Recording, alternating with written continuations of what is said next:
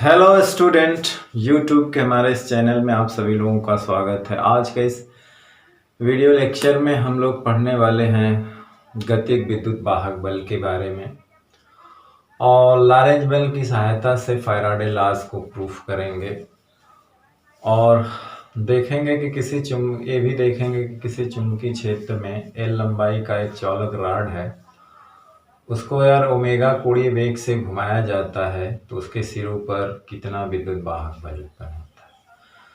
और गतिज विद्युत वाहक बल में हम यही देखेंगे कि एक एल लंबाई का चालक छड़ है और उसको चुंबकीय क्षेत्र में उसके लंबवत क्षेत्र रेखाओं को काटता हुआ वी चाल से अगर मोशन कराएं तो उसके सिरों के बीच जो विद्युत वाहक बल प्रेरित होता है उसी को गतिज विद्युत वाहक बल कहते हैं। गति किस लिए कहा जाता है कि वो जो मूव करता है, जो प्रेरित विद्युत वाहक बल उत्पन्न होता है वो विद्युत क्षेत्र में चालक छड़ के मोशन से उत्पन्न होता है, इसीलिए उसको गतिज विद्युत वाहक बल कहते हैं। तो चलिए हेडिंग डाल लेते हैं हमारा गतिज विद्युत वाहक बल। क्या है हेडिंग? गतिज विद्युत वाहक बल। गतिज विद्युत वाहक बल, ठीक। तो गतिज विद्युत वाहक बल में क्या होता है कि एक हम मान लेते हैं कि एक कागज के तल में, माना कागज के तल में, यहाँ लिखेंगे कि माना कागज के तल में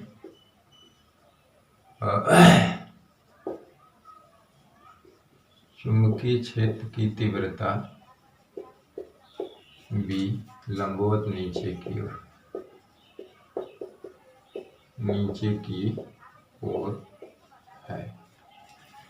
तो यहाँ पे क्या है, ये चुंबकीय क्षेत्र इस तरह से हम लोग कागज के तल में लंबवत नीचे की दिशा में बनाएंगे।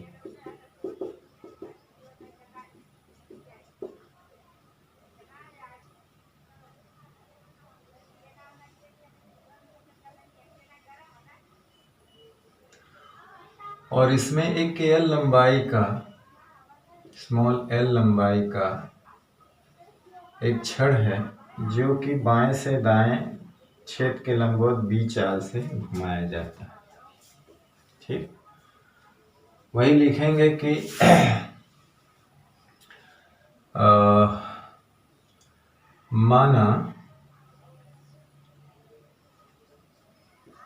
माना इस चुंबकीय क्षेत्र में एल लंबाई का एक चालक छड़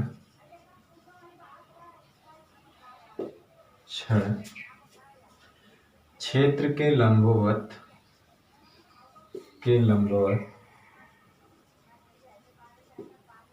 वी चाल से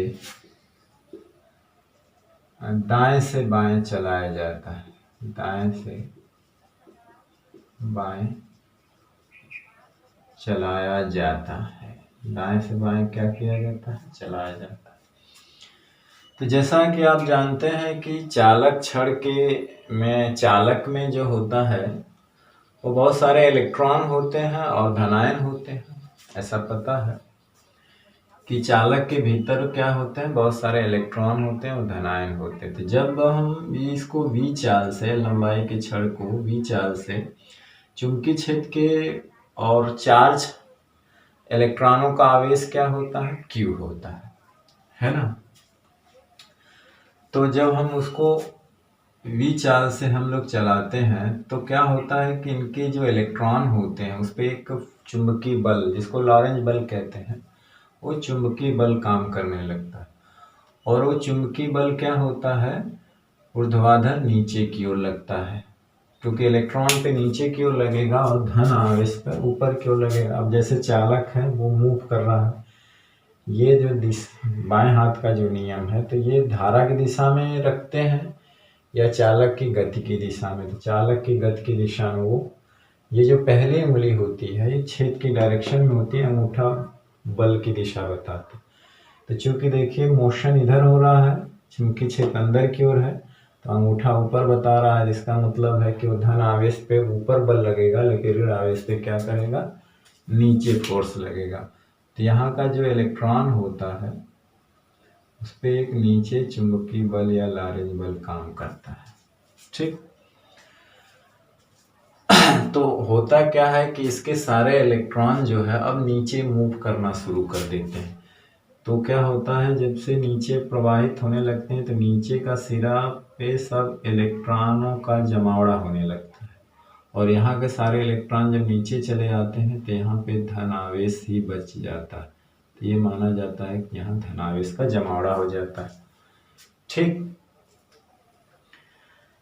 तो अब क्या होता है कि चालक के एक सिरे पे धन आवेश, दूसरे सिरे पे ऋण आवेश होते हैं। तो जहाँ पे धन और ऋण आवेश होते हैं उनके बीच एक विद्युत क्षेत्र हो जाता है, यानी कि विभवांतर उत्पन्न हो जाता है, जिसकी डायरेक्शन क्या होती है, नीचे की दिशा में विद्युत क्षेत्र। ठीक, अब इस क्षेत्र के कारण इस पे एक विद्युत बल लगने लगता है, और वो विद्युत बल क्या होता है, इलेक्ट्रॉन पर क्षेत्र के विपरीत दिशा में लगता है, यानी कि ये ई। ठीक, अब क्या होता है कि समय के साथ जैसे इसको मोशन कराने जाते हैं, समय के साथ साथ ई का मान बढ़ता जाता है। समय के साथ क्या होता है, ई का मान यानी कि वैद्युत बल का मान बढ़ता जाता है। जब विद्युत बल चुंबकीय बल के बराबर हो जाता है तब इलेक्ट्रॉनों का प्रवाह नीचे की दिशा में क्या होता है, रुक जाता है। यानी कि संतुलन की स्थिति में क्या होता है कि एफ ई जो है वो बराबर हो जाता है एफ एम के। तो एफ ई जो है वो फोर्स होता है ये, और ये होता है क्यू वी बी। तो यहाँ से क्यू क्यू कैंसिल हो जाता है, तो ई बराबर आता है वी वी। अब क्या होता है कि जानते हैं कि इनके बीच जो विभवांतर प्रेरित होता है, ई को हम लोग क्या लिख सकते हैं, डेल्टा वी अपॉन एल। आप पीछे पढ़े हुए हैं, तो यहाँ से डेल्टा वी बराबर हो जाता है वी वी एल, और इसी को हम लोग अक्षर ई से दिखाते हैं, यानी कि वी वी एल। ये हमारा फार्मूला है। ऐसा कब फार्मूला है, जब चालक क्षण क्षेत्र के लंबवत मूव करे, किसी एंगल पर मूव ना करे। ठीक, तो इस बात को हम लोग लिख लेते हैं।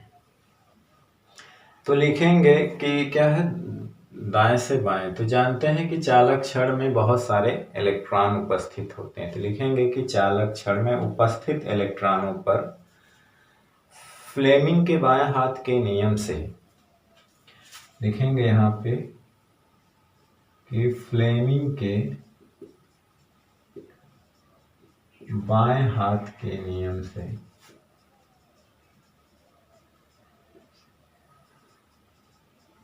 चालक क्षण में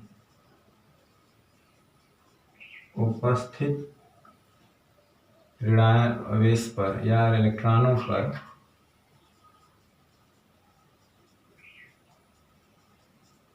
उपस्थित इलेक्ट्रॉनों पर लारेंज बल या चुंबकीय बल, लारेंज बल जो है ऊर्ध्वाधर नीचे की ओर लगता है, ऊर्ध्वाधर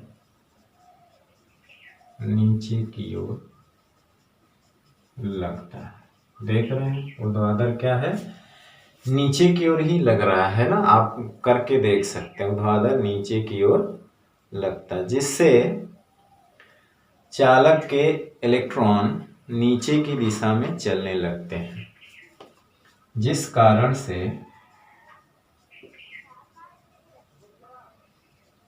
चालक के ऋण आवेश, वही इलेक्ट्रॉन नीचे की दिशा में चलने लगते हैं, यानी कि नीचे की दिशा में चलने लगते हैं। अब क्या है, चलने लगते हैं तो जिस कारण से चालक का अब निचला सिरा क्या होता है, ऋणावेशित हो जाता है, ऊपरी सिरा धनावेशित क्यों हो जाता है, क्योंकि यहाँ के सारे इलेक्ट्रॉन यहाँ चला जाए, आ गया ना।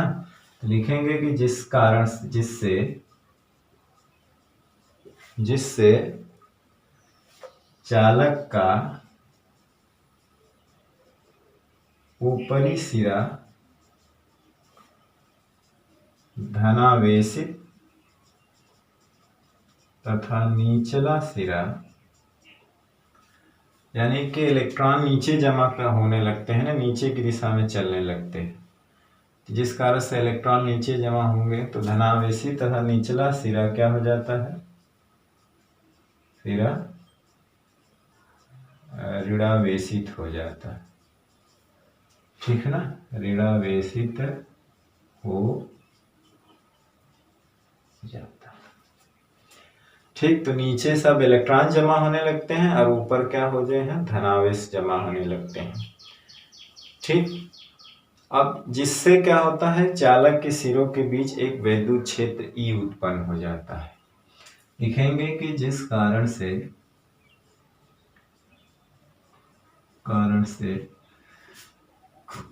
चालक छड़ के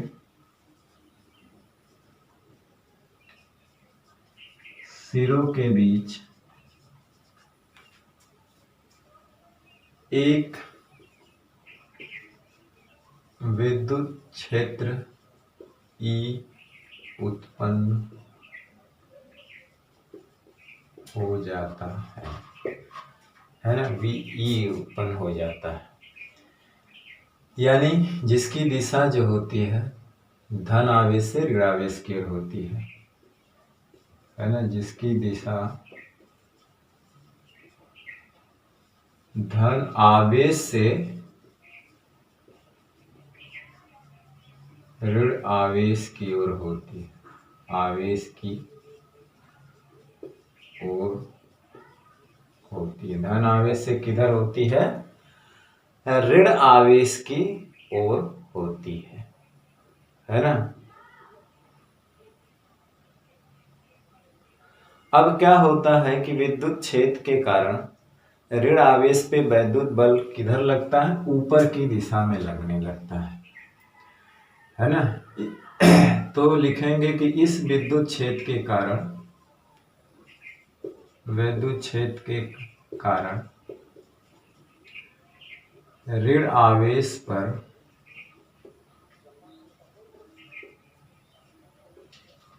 विद्युत बल ऊपर की दिशा में लगने लगता है, क्षेत्र के विपरीत दिशा में। ऐसा पता है कि ऋण पर जो विद्युत बल होता है क्षेत्र के विपरीत दिशा में, और धन आवेश पर क्षेत्र की दिशा में लगता है, तो विद्युत बल ऊपर की दिशा में लगने लगता है। ठीक है, और समय के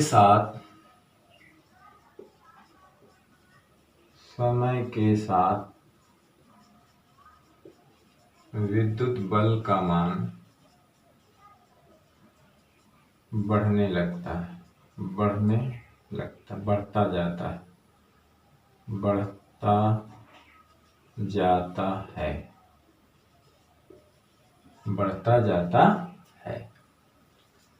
ठीक, अब क्या होता है कि जब विद्युत बल चुंबकीय बल के बराबर हो जाता है, कुछ देर के बाद ऐसी स्थिति आएगी कि विद्युत बल चुंबकीय बल के बराबर हो जाता है। तो यहाँ लिखेंगे कि जब विद्युत बल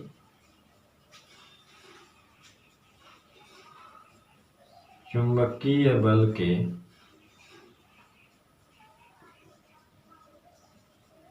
बराबर हो जाता है, जब विद्युत बल चुंबकीय बल के क्या हो जाता है, बराबर हो जाता है, तो इलेक्ट्रॉनों या ऋण आवेशों, तो इलेक्ट्रॉनों का प्रवाह रुक जाता है, इलेक्ट्रॉनों का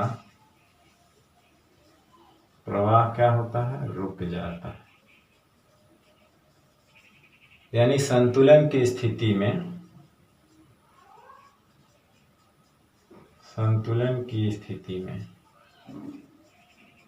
ये चीज आती है, संतुलन की स्थिति में, है ना। ये संतुलन की स्थिति में विद्युत बल चुंबकीय बल के बराबर होता है। यहाँ पे हम लिखेंगे E बराबर डेल्टा V बटे L। ऐसा पीछे पड़े हैं तो ये इसके बराबर होता है। तो विद्युत बल जो होता है वो यहाँ पे क्यू ई रहना चाहिए। क्यू जो है इलेक्ट्रॉनों का आवेश है, ऋण आवेश ना, इलेक्ट्रॉन पे का आवेश है। तो क्यू क्यू कट जाएगा, ठीक। क्यू क्या है? इलेक्ट्रॉनों का आवेश है। तो यहाँ से जो है ये कट जाएगा। तो ई जो है क्षेत्र जो होता है इनके बीच के विभवांतर और बटे इनके बीच का जो दूरी होती है उसके अनुपात के बराबर होता है। तो ई बराबर होता है बीटा बी अपान एल, पीछे हम लोगों ने पढ़ा हुआ है। और यहाँ से एल इस साइड चला आएगा, डेल्टा बी, जिसको हम ई अक्षर से प्रदर्शित करेंगे। तो चालक सिरों के बीच जो विभवांतर प्रेरित होता है उसका मान वी बी एल होता है, जहाँ एल चालक छड़ की लंबाई, बी उसकी चाल है और बी चुंबकीय क्षेत्र की तीव्रता है। और यहाँ पे चालक छड़ को याद रखना क्षेत्र के लंबवत चलाया जा रहा है, ठीक है, क्षेत्र के लंबवत चलाया जा रहा है, ठीक। तो क्षेत्र के लंबवत चलाया जा रहा है, ठीक है। तो इस तरह से जब भी किसी चालक छड़ को चुंबकीय क्षेत्र में उनकी क्षेत्र रेखाओं को काटता हुआ अगर गतिमान कराया जाएगा तो उस चालक छड़ के सिरों के बीच एक विद्युत वाहक बल प्रेरित होगा, जिसको हम लोग गतिक विद्युत वाहक बल कहते हैं, जिसका सूत्र ये होगा E बराबर बी वी एल, ठीक। तो इसका स्क्रीनशॉट ले लीजिए। अब इसके आगे और चलते हैं हम लोग।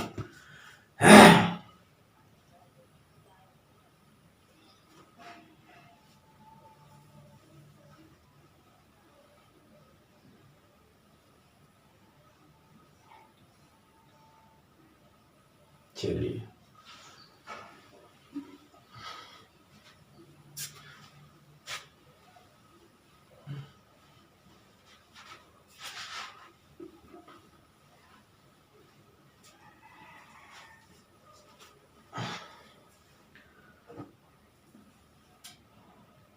अब लिखेंगे कि चालक में प्रेरित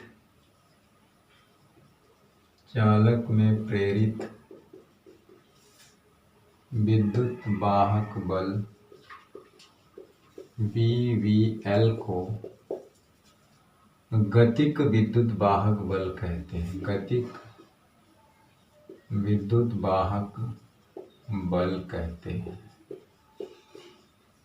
और ई से प्रदर्शित करते हैं, ई से प्रदर्शित करते हैं, ठीक, स्मॉल ई से। इसका निष्कर्ष क्या निकला?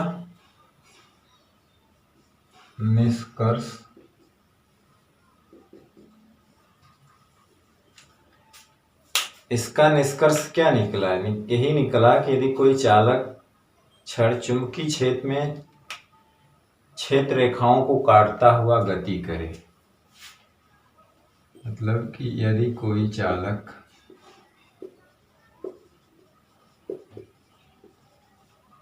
चुंबकीय क्षेत्र में क्षेत्र रेखाओं को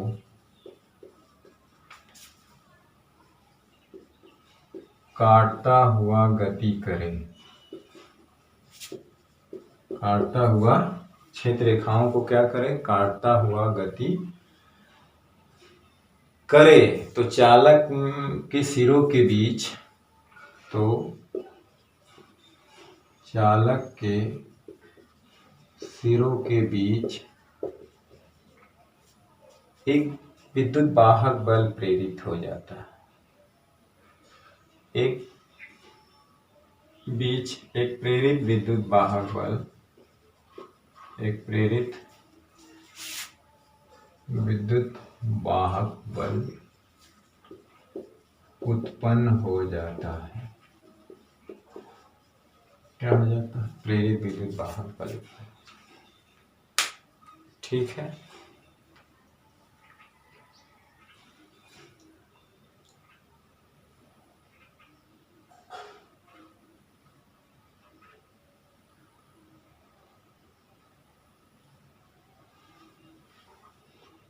इसमें एक चीज और है, हालांकि इसकी चर्चा हम लोग बाद में करेंगे,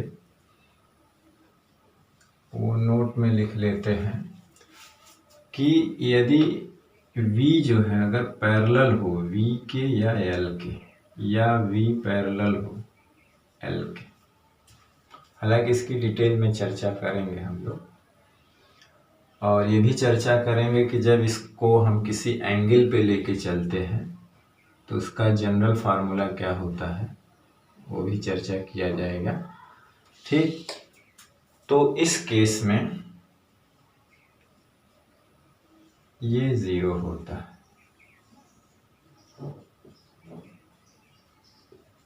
ठीक,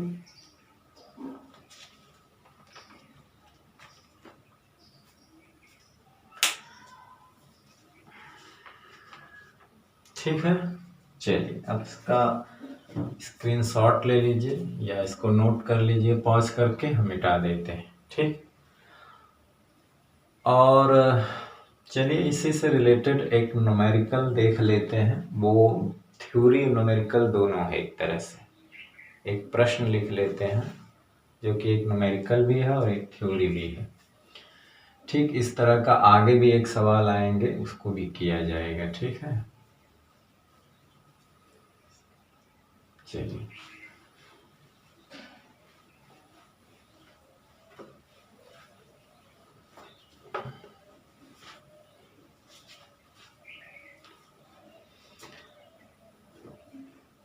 अब सवाल ये है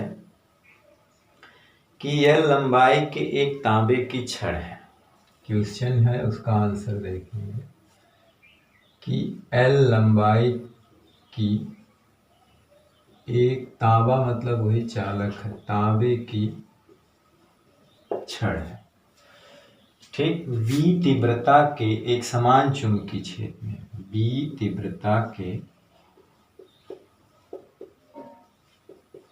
एक समान चुंबकीय क्षेत्र में, V तीव्रता के एक समान चुंबकीय क्षेत्र में ओमेगा कोणीय वेग से, ओमेगा कोणीय वेग से अपने एक सिरे, है ना, अपने सिरे के परितः वेग से अपने सिरे के परितः। ठीक, यानी कि यह लंबाई की एक तांबे की छड़ है, V तीव्रता के एक समान चुंबकीय क्षेत्र में, यानी वो क्षेत्र के लंबवत, यानी वो छड़ को क्षेत्र के लंबवत, जैसे सीधी रेखा में नहीं चलाएंगे, घुमाएंगे। यहाँ पे एक चीज है कि वो क्षेत्र के लंबवत है ना, तो अपने एक सिरे के परितः घूर्णन कर रही है, यानी घूम रही है, घूर्णन कर रही है। ठीक, घूर्णन कर रही है। सिद्ध कीजिए कि छड़ के सिरों पर प्रेरित विद्युत वाहक बल, ये है, सिद्ध कीजिए कि छड़ के सिरों पर प्रेरित विद्युत वाहक बल E बराबर half B omega L square, ये प्रेरित हो, ये प्रूफ करना है। ठीक है, अब इसे प्रूफ करना है।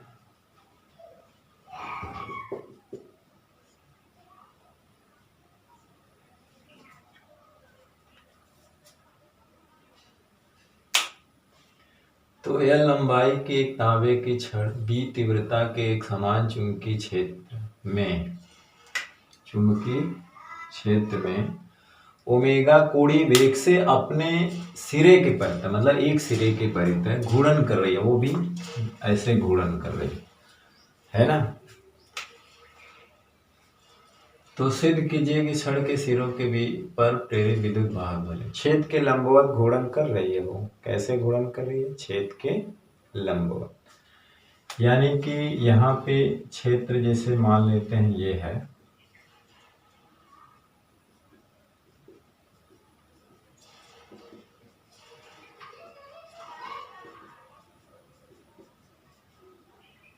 ठीक।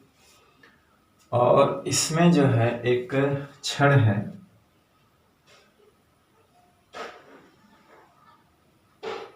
यही मान लेते हैं छड़ है, L लंबाई।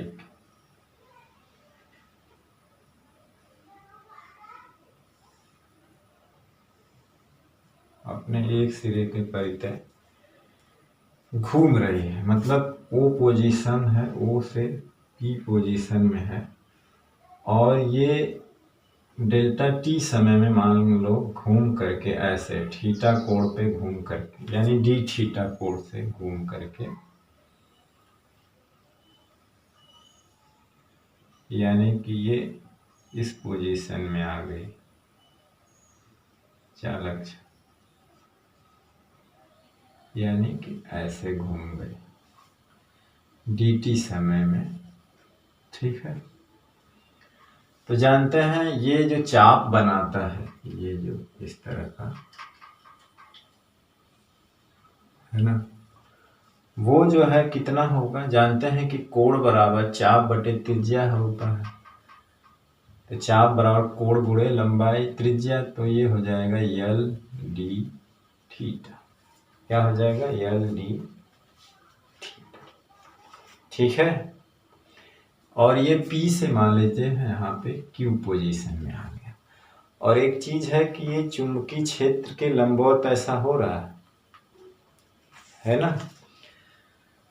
तो अब इसमें लिखेंगे कि माना घूमती हुई छड़ किसी क्षण, माना यहाँ पे लिखेंगे कि माना चुंबकीय क्षेत्र के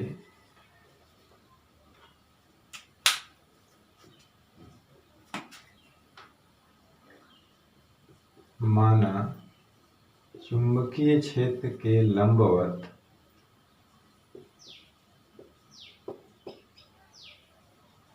घूमती हुई छड़ किसी क्षण पर OP स्थिति में है, OP स्थिति में है। ठीक, देखिए OP स्थिति में है, यह dt समयांतराल में, यह dt समयांतराल में, किस समयांतराल में, dt समयांतराल में d थीटा कोण घूमकर, d थीटा कोण यानी सूक्ष्म कोण घूमकर, या आप डेल्टा थीटा कर सकते, घूमकर किस पोजीशन में आ जाती है, नई स्थिति यानी OQ में आ जाती है। नई स्थिति किसमें, देखो चित्र में OQ में आ जाती है। चित्र में क्या है, ये P पोजीशन था, थीटा कोण dt समय में घूम करके यहाँ आ जाती है।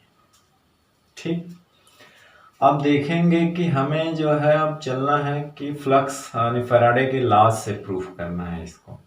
ठीक है ना, तो अब फैराडे के लॉस की जानते हैं, D theta upon D T होता है। तो पहले हमें डी थीटा निकालना है, D phi upon D T होता है, तो पहले हमें फाई निकालना होगा, डी फाई निकालना होगा। तो यहाँ पे क्या है, एरिया चेंज हो रही है। देखिए फाई को तीन तरह से बदला जा सकता है, या तो बी की वैल्यू बदल करके, या तो एरिया बदल करके, या बी और ए के बीच का थीटा बदल करके। ठीक है ना, तो फ्लक्स में परिवर्तन किया जा सकता है तीन चीजों। तो यहाँ पे क्या है ना, ये V जो है ऊर्ध्वाधर नीचे की ओर है, ये तो फिक्स है।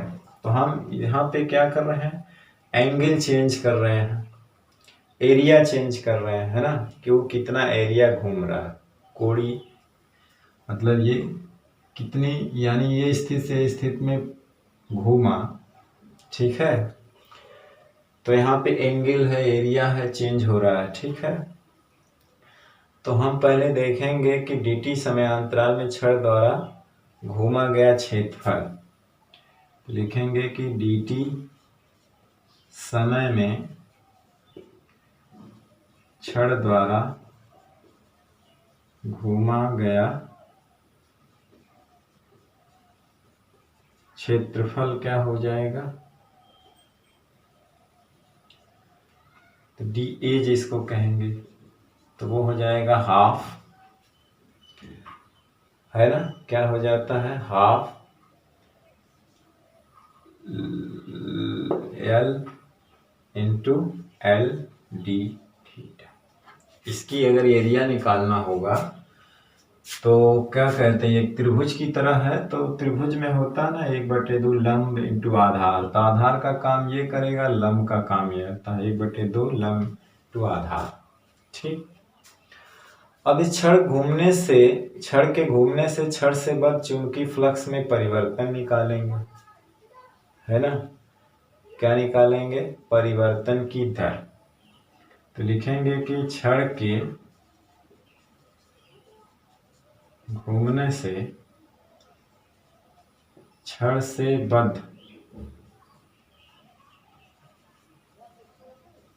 चुंबकीय फ्लक्स में क्या निकालेंगे,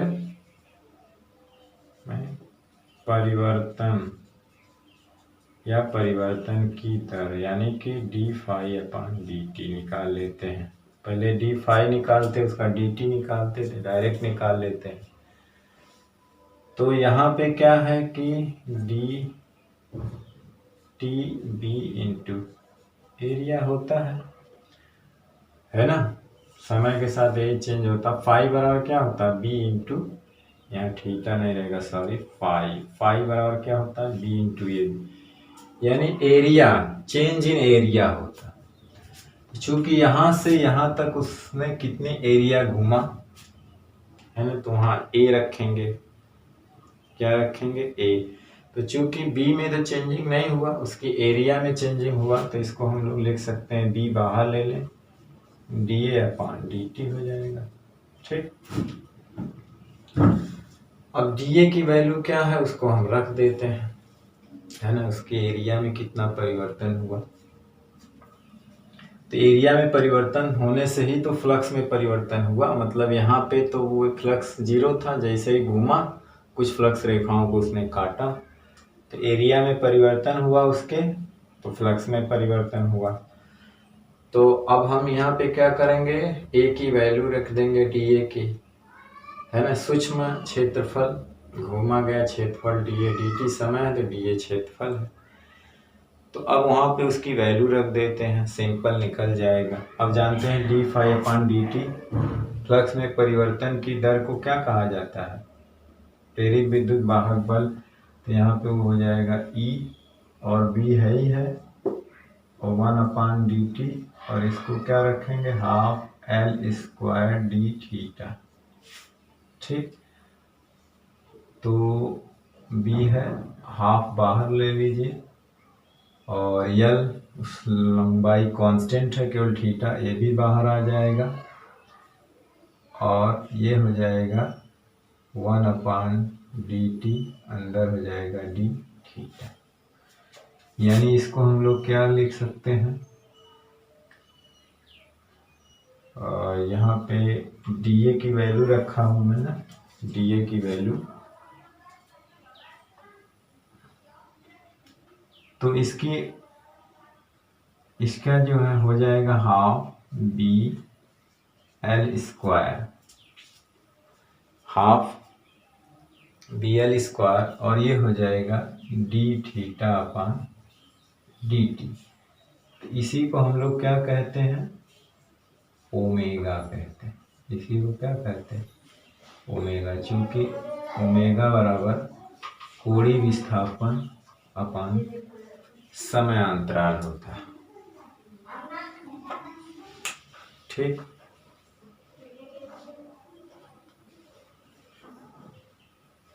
तो ये प्रूफ हो गया, है ना। देखिए हमें प्रेरित विद्युत वाहक बल, तो यहाँ फैराडे का लॉ लगाएंगे, क्योंकि D phi upon D T Faraday का दूसरा नाम है, उसको ई कहते हैं। तो हमें यहाँ मेन चीज फाई निकाल करके उसका फाई डी फाई निकालना होगा। पहले शुरू में फाई क्या था, बाद में फाई क्या हुआ, तो चेंज इन फ्लक्स निकाल करके फिर समय से उसको भाग देंगे तो फ्लक्स परिवर्तन की दर आ जाएगी, दर निकल जाएगा तो हम उसको ई मान लेते हैं। अब चूंकि फाई बराबर जो होता है वो बी ए होता है ना। और इस केस में हालांकि जो जनरल केस होता है बी ए कॉस थीटा होता है, तो इस केस में थीटा जो है वो क्या होता है, बी और एरिया वेक्टर के बीच का कोण होता है। तो यहाँ पे थीटा 0 होता है ना। एरिया वेक्टर, जैसे हम इसकी एरिया वेक्टर निकालें, मतलब एक सर्किल तरह घूमेगा जैसे उसमें भी वे था, तो एरिया जो होगी वो अंदर की तरफ होगी, है ना एरिया। और बी की भी डायरेक्शन अंदर की ओर है, तो दोनों पैरेलल हो गया।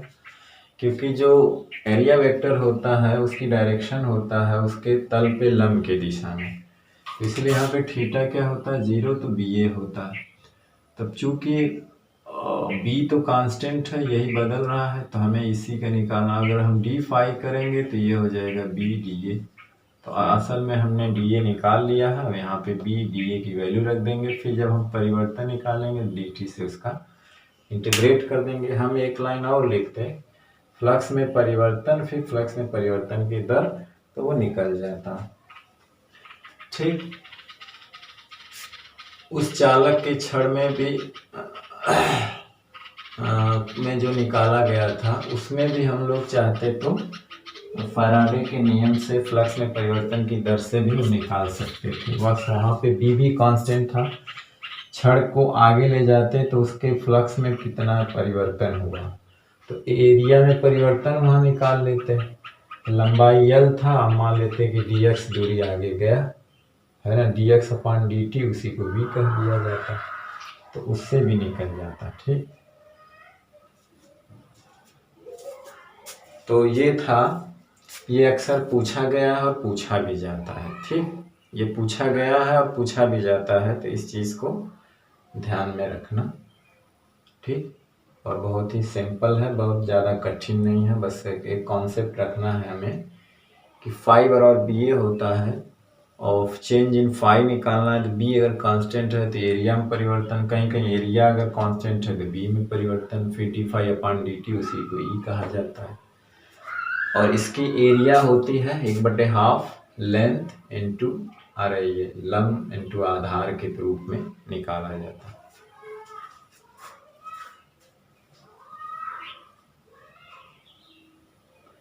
एक बटे दो इस गुणे ये चलिए।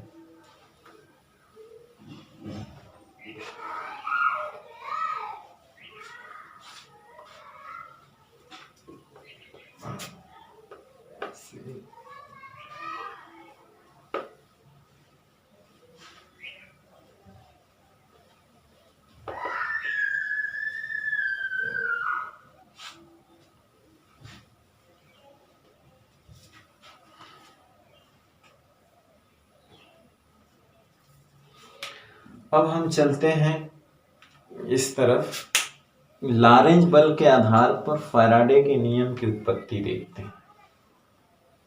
लॉरेंज बल के आधार पर फैराडे के नियम की क्या करते हैं, उत्पत्ति। तो हेडिंग है हमारी, ये भी पूछा जाता है एग्जाम में, इम्पोर्टेंट है। हेडिंग है लॉरेंज बल के आधार पर फैराडे के नियम की उत्पत्ति।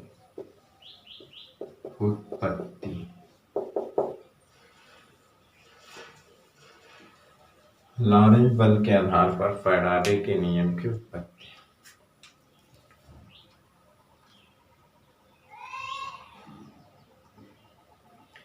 ठीक है, तो इसमें क्या है, इसमें भी हम लोग क्या करेंगे, वही फैराडे लॉरेंज बल का मतलब लॉरेंज बल के आधार पर फैराडे के नियम की उत्पत्ति करें।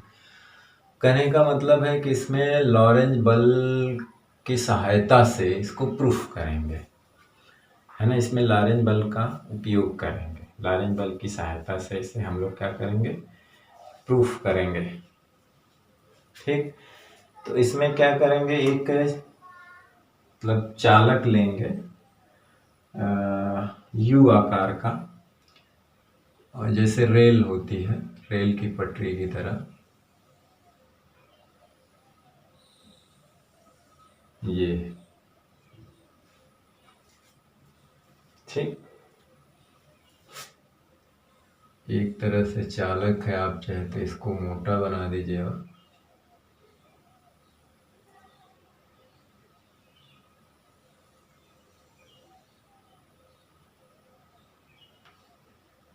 है ना। तो इस पे एक छड़ को चलाया जाता है, इस पे एक छड़ रखी गई है L लंबाई की,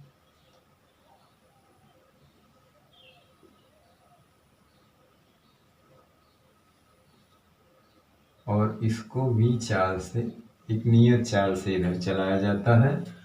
और चुंबकीय क्षेत्र की तीव्रता जो है कागज के तल में क्या है, लंबवत नीचे की ओर है।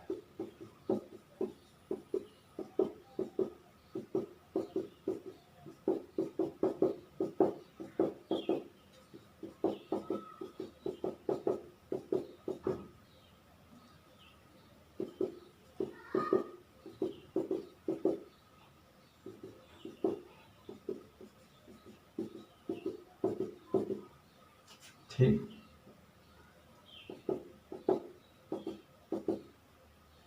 जी,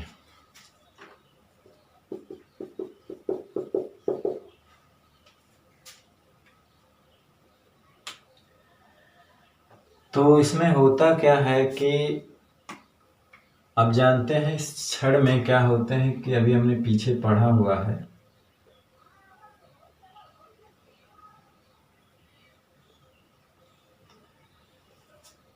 कि इसका नाम रख देते हैं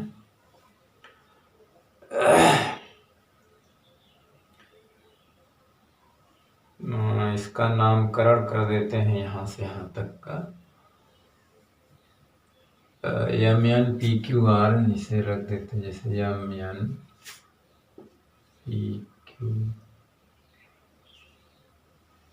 MnPQR होता तो MnPQ हमने रख दिया, है ना। तो इसमें क्या है कि जानते हैं कि जब इसको हम चुंबकीय क्षेत्र में इसको चलाते हैं, क्षेत्र के लंबवत काटता हुआ, तो इसके सिरों पर एक प्रेरित विद्युत वाहक बल उत्पन्न हो जाता है, तो जिसके कारण से इसमें एक करंट बहना चाहिए, प्रेरित विद्युत वाहक बल उत्पन्न होगा तो इसमें करंट बहेगी। लेकिन चूंकि ये एक पूर्ण, मतलब कहने का मतलब है कि करंट को चलने का मार्ग नहीं था वहां पे, तो करंट जीरो थी, यानी प्रेरित विद्युत वाहक बल तो प्रेरित हुआ, लेकिन करंट क्या हुई थी, जीरो थी। लेकिन यहाँ पे जब चालक छड़ को एक चालक के ऊपर रख दिया गया तो अब उसको चलने का मार्ग मिल गया, उसके चलने का क्या होगा, मार्ग मिल गया। हालांकि अब हम प्रेरित धारा की, जब सीधा कोई चालक चलता है तो हमें प्रेरित धारा की दिशा ज्ञात कैसे करते हैं उसको हम लोग बताएंगे कि प्रेरित धारा की दिशा, वो फ्लेमिंग के दाएं हाथ का नियम है, ठीक है। तो हम दाएं हाथ का नियम क्या होता है उसे हालांकि पहले लिखवा देना चाहिए था, तो अभी हम जो है बताएंगे, ठीक, कि सीधे चालक के लिए कैसे ज्ञात करते हैं। अब चूंकि जानते हैं कि यहाँ पे क्या है, मार्ग मिल गया, अब इसे करंट यानी इलेक्ट्रॉन का प्रवाह क्या है इधर, चूंकि यहाँ पे क्या था कि छड़ थी तो यहाँ पे धनायन जमा होते थे या ऋणायन, क्योंकि इसके आगे जाने का उनका मार्ग नहीं था। अब यहाँ क्या मार्ग मिल गया, जैसे कि इस पे लॉरेंज बल लगता है, इलेक्ट्रॉन पे नीचे आते हैं तो यहाँ पे इसको जगह मिल जाती है, तो इलेक्ट्रॉन जो होते हैं, इसके इलेक्ट्रॉन जो होते हैं वो नीचे मूव करेंगे, इधर मूव करेंगे, यानी कि इस डायरेक्शन में इलेक्ट्रॉन चलने लगते हैं, उनको पथ मिल जाता है, तो करंट एक प्रेरित धारा बहने लगती है, ठीक इसके उल्टी वो ऐसे बहने लगती है। तो करंट की डायरेक्शन जो है, प्रेरित करंट की डायरेक्शन क्या हो जाती है, ऐसे इस डायरेक्शन में, है ना। यानी कि कहने का मतलब PQ MN के डायरेक्शन में, और इलेक्ट्रॉन जो बहते हैं वो QP NM के डायरेक्शन में बहते हैं। तो इसके अंदर एक प्रेरित करंट, क्योंकि वो सीधा अगर केवल चालक होता तो उसको बहने का मार्ग नहीं मिलता है करंट इलेक्ट्रॉन को। तो प्रेरित विद्युत वाहक बल तो प्रेरित होता है, लेकिन करंट नहीं, करंट जीरो होती है इसमें ये सीधा चालक अगर है तो। क्योंकि अब जो इलेक्ट्रॉन यहाँ जमा होते हैं और धनायन, तो इनको चलने का आगे मार्ग नहीं मिलता है, और यहाँ मार्ग मिल जा रहा है। ठीक, अब देखिए कि अब एक लंबा इसमें देखिए करंट बहने लगता है। इलेक्ट्रॉन इधर की है तो करंट इस डायरेक्शन में ऐसे बहने लगती है। ठीक है, करंट, तो करंट चालक में ऐसे जा रहे ऊपर की दिशा में, और ठीक है, यह लंबाई का है, बी नीचे है, तो इस पे एक लॉरेंज बल लगने लगता है ना, इसके कारण भी लगता है। तो इसमें एक लॉरेंज बल लगने लगता है, जिसकी डायरेक्शन जो होती है वो इस दिशा में होती है, जिसको हम लोग यहाँ पे दिखाएंगे एफ डैश। अभी देख लेते हैं फ्लेमिंग के बाएं हाथ के नियम से। क्षेत्र जो है अंदर की ओर है, करंट ऊपर बह रही है, बल इधर लगेगा। इसमें करंट किधर बह रही है, ऊपर की दिशा में, क्षेत्र अंदर, फोर्स किधर लगेगा, एफ डैश, इस डायरेक्शन में लगेगा। ठीक, तो इस एल लंबाई के धारावाही एक चालक हो गया एक तरह से, ये इस पे एक फोर्स लग रहा है इस डायरेक्शन में। तो इस बात को हम लोग लिख लेते हैं, बाकी आगे का हम लोग अभी समझते हैं। तो यहाँ पे क्या है कि यहाँ पे हम लिखेंगे कि यहाँ बी की डायरेक्शन जो है वो लंबवत नीचे की ओर है। तो लिखेंगे कि माना चुंबकीय क्षेत्र की तीव्रता कागज तल में लंबवत नीचे की ओर है, नीचे की ओर है, नीचे की ओर है। ठीक, लंबवत नीचे की ओर। अब इसमें क्या है, एल लंबाई का चालक छड़ है, वो क्षेत्र के लंबवत बी चाल से बाएं की ओर चलाई जाती है ना। एक यू आकार के चालक पर, है ना, यू आकार का एक चालक है, उसके ऊपर एक एल लंबाई की चालक छड़ है ना।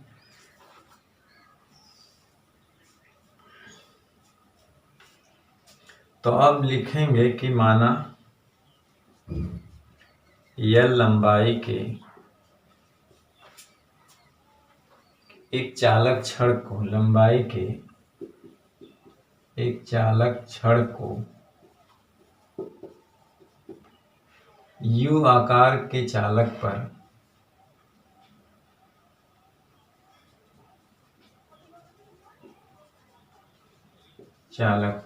मतलब ये इस चालक पर छेद के लंबवत बी चाल से, क्षेत्र के लंबवत वी चाल से दाएं से बाएं चलाया जाता है, चाल से दाएं से बाएं चलाया जाता है।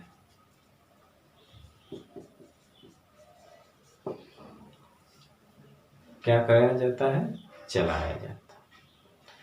अब जब चलाया जाता है तो चालक में उपस्थित जो है इलेक्ट्रॉन पर, जिसका आवेश Q है, मान लेते हैं जिन पर आवेश Q है, एक लॉरेंज बल किधर लगता है, नीचे की दिशा में लगता है ना।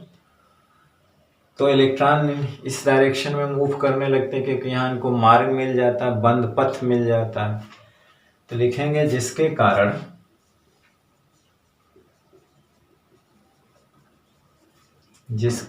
चालक छड़ में, जिसके कारण चालक में उपस्थित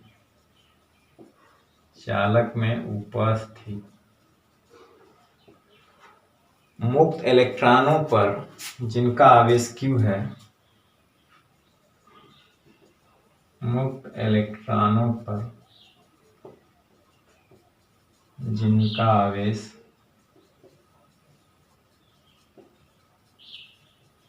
Q है, लॉरेंज बल नीचे की दिशा में लगता है। लॉरेंज बल वो क्या लगेगा, QBB लगेगा। वो नारंज बल नीचे की दिशा में लगता है। कौन सा बल लगता था, QBB दिशा में लगता है। लेकिन अब इसमें करंट बह रही है तो एक लारेंज बल और लगेगा जिसको हम ILB कहते हैं। वो बाएं से दाएं की दिशा में लगता है। चित्रानुसार इलेक्ट्रॉन, अब इसमें देखिए चित्रानुसार इलेक्ट्रॉन जो है, चित्रानुसार इलेक्ट्रॉन किधर से किधर मूव करेंगे, QPNMQ है ना। चित्रानुसार इलेक्ट्रॉन किधर से किधर, इधर से इधर घूम रहे हैं ना, तो Q से P की तरफ आ रहे हैं, फिर N की तरफ जा रहे हैं, फिर M, फिर Q की तरफ जा रहे हैं। तो चित्रानुसार इलेक्ट्रॉन जो है QPNMQ की ओर चलते हैं,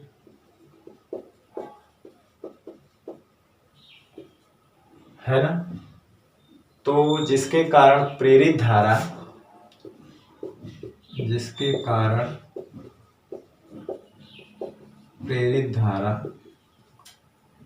जो होती है वो किधर चलती है, जिसके कारण प्रेरित धारा इसके उल्टे बहेगी, यानी वो PQMNP की ओर चलती है या चलने लगती है ना। अब चालक छड़ पर एक लारेंज बल F डैश बाएं की ओर लगता है, जिसके कारण, है ना, चालक छड़ पर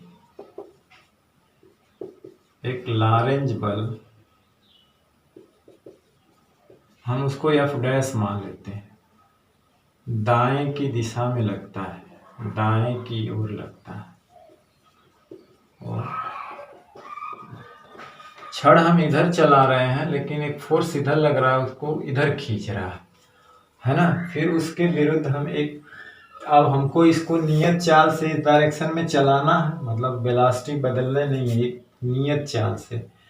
तो एक फोर्स हमको इसी के बराबर और विपरीत दिशा में, ठीक इसी के बराबर थोड़ा सा ज़्यादा, जिसकी कोई कैलकुलेशन नहीं है, इसके विपरीत दिशा में इसको नियत चाल से चलाने के लिए लगाना पड़ता है। तो एक बल हमको इस डायरेक्शन में लगाना पड़ता है, F, है ना। अब चालक छड़ पे लारेंज बल F डैश बाएं को लगता, अतः चालक छड़ को, अब क्या करना है, अतः चालक छड़ को, है ना, चालक छड़ को B नियत चाल से या नियत चाल B से बाएं दिशा में चलाने के लिए, बाएं दिशा में चलाने के लिए, किस दिशा में, बाएं की दिशा में क्या है, चलाने के लिए F डैश के बराबर और विपरीत बल लगाना पड़ेगा। F डैश के बराबर व विपरीत बल, यानी ये तो इधर भागेगा, हमको इसी चाल से इसको चलाना है, तो इसके बराबर और विपरीत बल इस दिशा में हमको लगाना होगा, है ना। तो विपरीत बल F, हम उसको F कह देते हैं, है ना।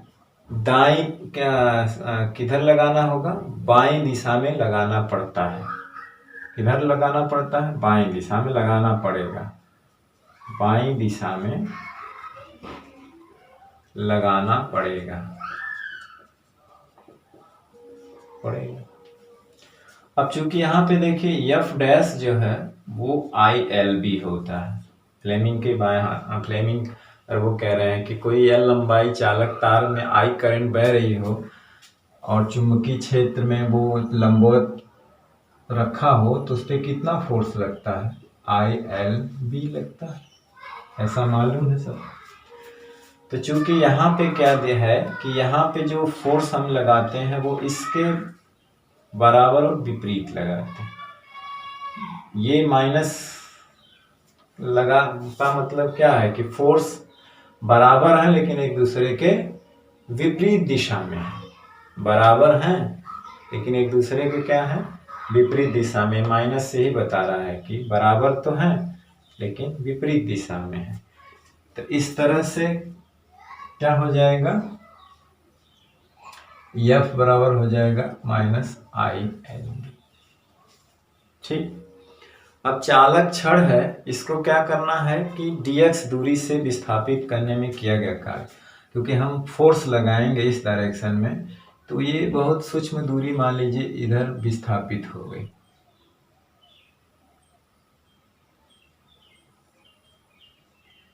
है ना।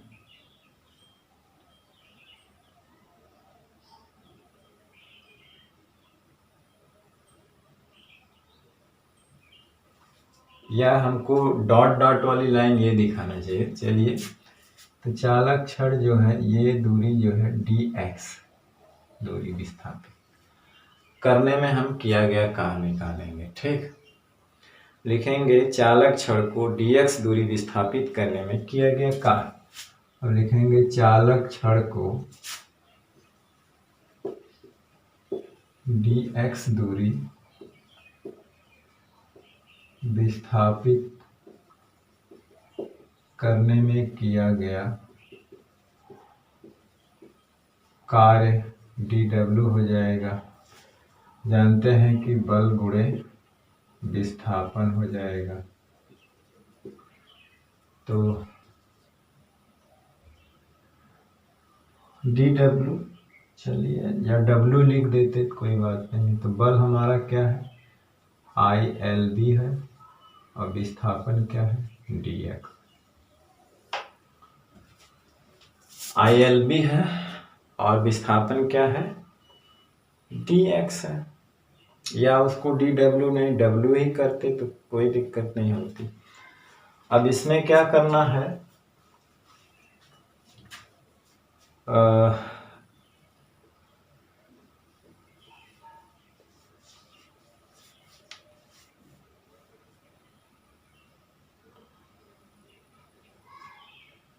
अब यहाँ पे क्या करना है कि dx ILB है।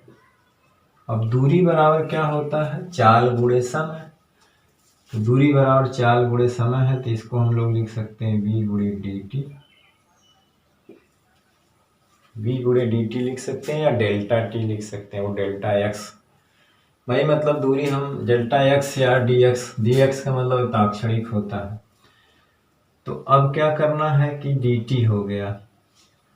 अब इसको dw कहिए या सिर्फ w भी कह सकते हैं केवल। तो देखिए ये l b एक तरफ कर लीजिए, कोष्ठ में I गुणे dt कर दीजिए। I गुणे dt को हम लोग क्या कह सकते हैं, q।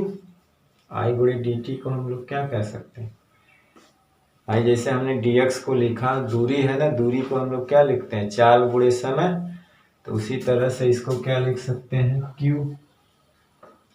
तो ये माइनस हो जाएगा LBBQ।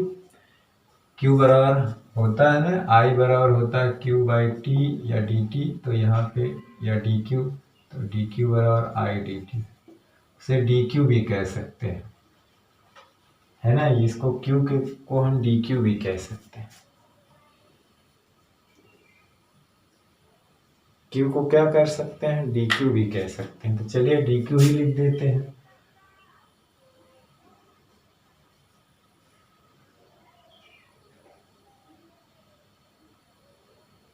या q ही रहने दीजिए, वो q है। ठीक, तो ये हो जाएगा। अब विद्युत वाहक बल की परिभाषा से, चलिए इसको आप क्या करिए, स्क्रीनशॉट ले लीजिए, तब इसको बताते हैं। ठीक है, जगह नहीं है तो आप क्या करिए, इसको स्क्रीनशॉट ले लीजिए इसका, तब लिखने में अच्छा लगेगा। ठीक, चलिए इसको मिटा दिया जाए। ठीक,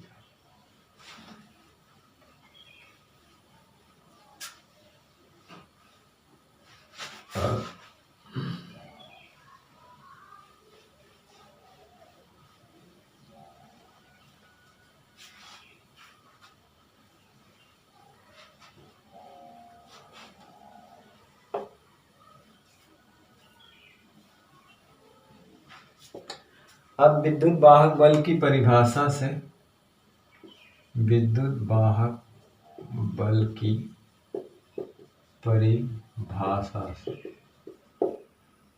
ये डेल्टा V बराबर क्या होगा, dW/Q, या इसी को हम लिख सकते हैं E बराबर dW/Q, या E बराबर हो जाएगा यहाँ पे dW है VL Q/Q, Q से Q कट गया, E बराबर हो गया -VL। ठीक, देखिए ये भी आ गया, यहाँ तक तो आ ही गया। इससे भी कर सकते हैं, हालांकि यहाँ पे हमने लॉरेंज बल के आधार पे लेके आए। तो अगर इस चालक छड़ पे भी कोई इस तरह के चलाई जाएगी तो छड़ के सिरों पे यही विभवांतर प्रेरित होगा।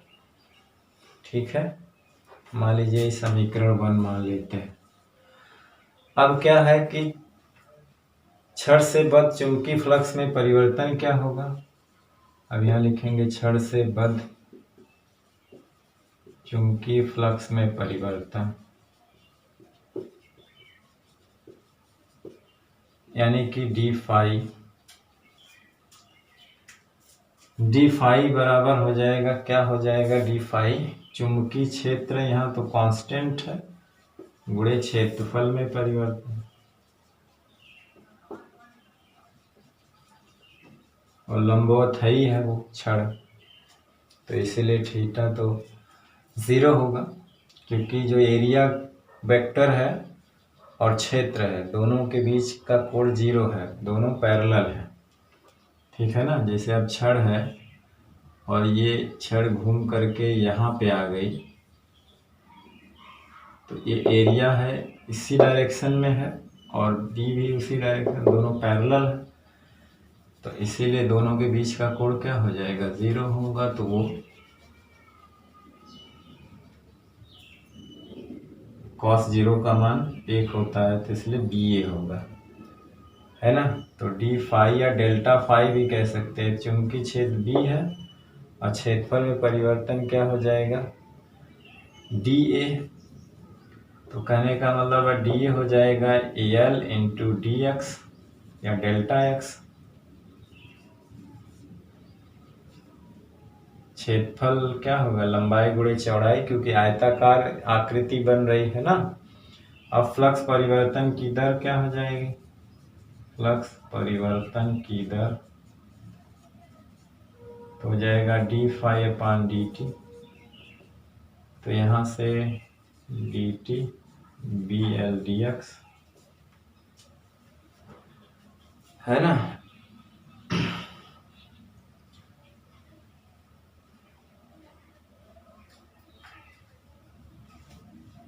यानी कि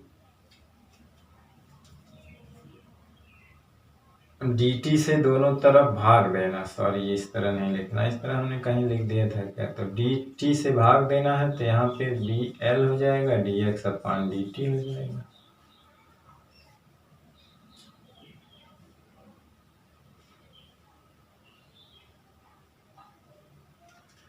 तो इसका मतलब हो जाएगा कि D phi upon D T बराबर हो जाएगा BL/V, है ना। हमने यही चीज लॉरेंज बल से निकाला था। अब समीकरण 1, 2 की अगर तुलना करेंगे तो E बराबर क्या हो जाएगा, -D phi upon D T. यही फैराडे का द्वितीय नियम है, यही फैराडे का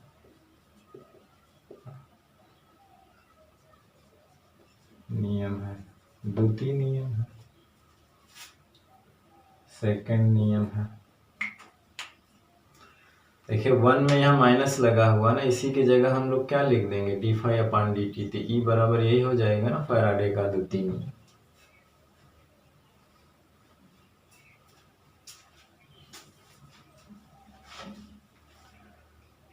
और प्रथम नियम इसका क्या हो जाएगा, प्रथम नियम क्या होता है कि कुंडली से बद्ध चुंबकीय फ्लक्स में परिवर्तन होते रहने के लिए यहाँ छड़ को लगातार आगे मतलब चलाते रहना पड़ेगा। यानी कि छड़ से बद्ध चुंबकीय फ्लक्स में परिवर्तन होते रहने के लिए छड़ को आगे पीछे चलाते रहना पड़ेगा, अन्यथा क्या हो जाएगा, छड़ से बद्ध चुंबकीय फ्लक्स में जो परिवर्तन होगा वो 0 हो जाएगा, नहीं होगा, और प्रेरित विद्युत वाहक बल या प्रेरित धारा उत्पन्न नहीं होगी। तो पहला नियम यही है ना, जब किसी चालक से बद्ध चुंबकीय फ्लक्स में परिवर्तन होता है तो चालक में एक प्रेरित विद्युत वाहक बल और धारा उत्पन्न होती है, और ये तभी तक विद्यमान रहते हैं जब तक कि चालक से बद्ध चुंबकीय फ्लक्स में परिवर्तन होता रहता है। तो इसका मतलब है कि चालक छड़ से बद्ध चुंबकीय फ्लक्स में परिवर्तन होते रहने के लिए छड़ को आगे पीछे चलाते रहना पड़ेगा, है ना। दूसरा क्या है, छड़ से बद्ध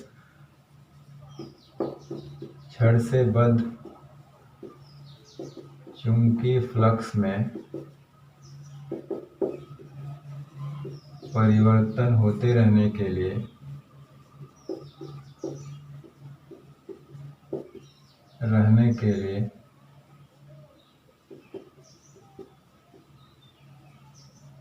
छड़ को आगे पीछे चलाते रहना पड़ेगा,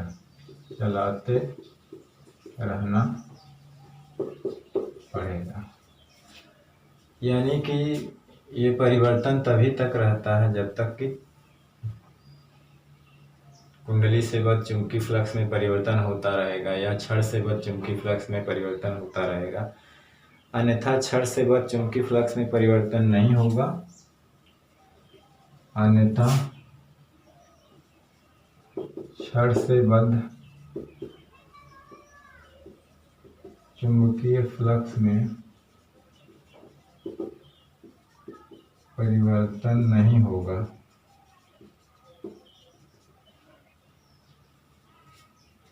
अतः प्रेरित विद्युत वाहक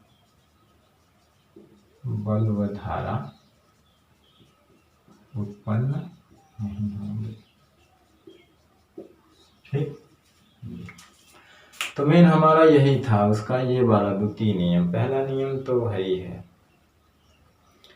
ठीक है, तो आप इसका स्क्रीनशॉट ले लीजिए, और हम जो है सीधे चालक के लिए जो चुंबकीय क्षेत्र को काटता हुआ गति कर रहा है, तो उसमें प्रेरित धारा की दिशा के लिए, हालांकि वृत्ताकार चालक अगर है कोई, तो उसमें हम प्रेरित धारा की दिशा को ज्ञात कर सकते हैं किसके, लेंज के नियम से, है ना। जो कि प्रेरित धारा की दिशा ऐसी होती है कि जिस कारण से उत्पन्न होती है उसी का विरोध होती है, मतलब उसकी डायरेक्शन ऐसी करेंगे कि जो फ्लक्स से गुजर रहा है कुंडली से, या जो सर्कुलर जो टाइप का जो चालक है उसमें फ्लक्स का विरोध, फ्लक्स में जो परिवर्तन हो रहा है उसका विरोध हो, यानी कि अगर बढ़ रहा है तो धारा की दिशा उसमें ऐसी उत्पन्न होगी कि उसको घटाने का प्रयास करेगा। तो स्क्रीनशॉट इसका ले लीजिए और हम देख लेते हैं।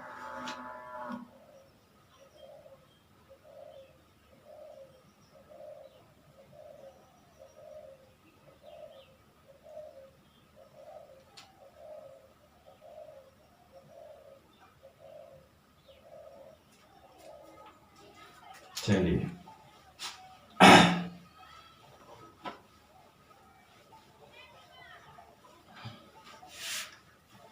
अब सीधे चालक में जो है प्रेरित धारा की दिशा ज्ञात करने के लिए फ्लेमिंग के दाएं हाथ का नियम, प्रेरित धारा की दिशा ज्ञात करने के लिए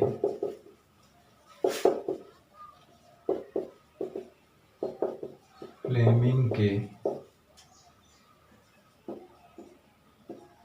बाएं हाथ का नियम, दाएं हाथ का नियम।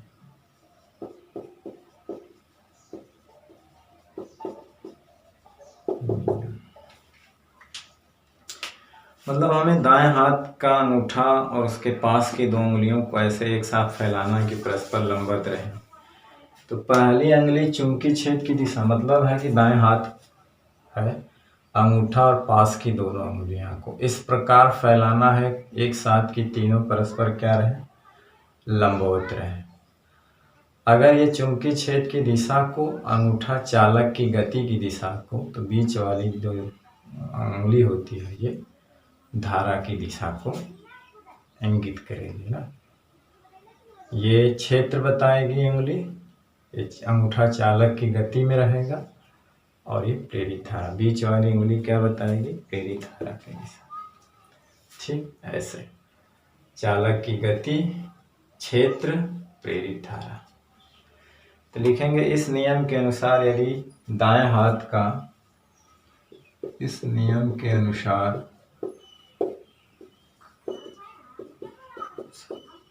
यदि दाएं हाथ का अंगूठा और उसके पास की दोनों उंगलियों को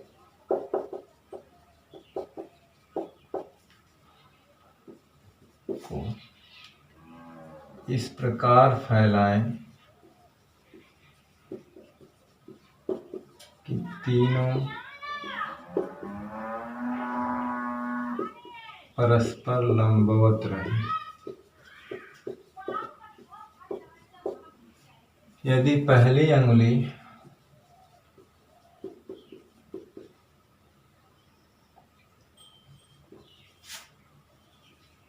चुंबकीय क्षेत्र की दिशा को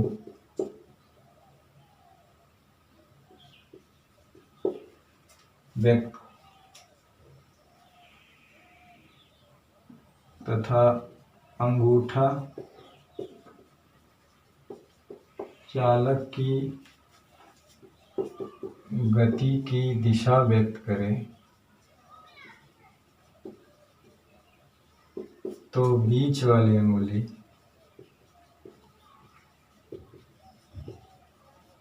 प्रेरित धारा की दिशा प्रदर्शित करेगी। प्रेरित धारा की दिशा प्रदर्शित करेगी, दर्शित करे। ठीक, प्रेरित धारा की दिशा प्रदर्शित करेगी। ठीक है। अब जैसे इसमें क्या था, यहाँ पे चालक छड़ जो है ऐसे मूव कर रहा है ना, इस तरह से, इस पे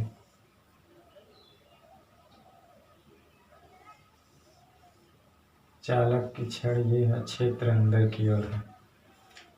तो देखिए इसमें करंट की डायरेक्शन इधर की होगी चाहे इधर की होगी, ये भी। अब देखिए चालक मूव कर रहा है इधर, तो अंगूठा उसके डायरेक्शन में करेंगे। देखिए अंगूठा इधर और पहली अंगुली जो है वो छेद की दिशा में अंदर, अंगूठा उसकी तरफ। और देखिए बीच वाली अंगुली ऊपर उठी ना, तो करंट इसमें कैसे रहेगी, ऐसे।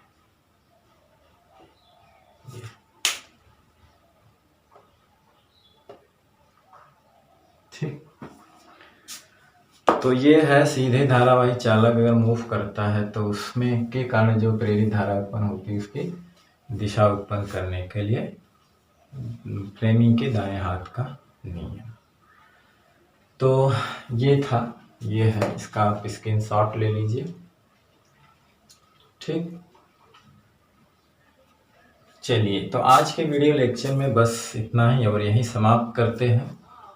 और अगले वीडियो लेक्चर में कुछ नए टॉपिक के साथ आएंगे, इसी से रिलेटेड कुछ न्यूमेरिकल होंगे जो अभी न्यूमेरिकल बचे हैं। और अभी एसी जनरेटर इसी में हुआ है। भौर धाराएं हैं जो कि मोस्ट इम्पॉर्टेंट है, पूछा जाता है कि भौर धाराएं क्या हैं, इनके कोई दो उपयोग लिखिए। अक्सर पूछा जाता है और पूछा गया है।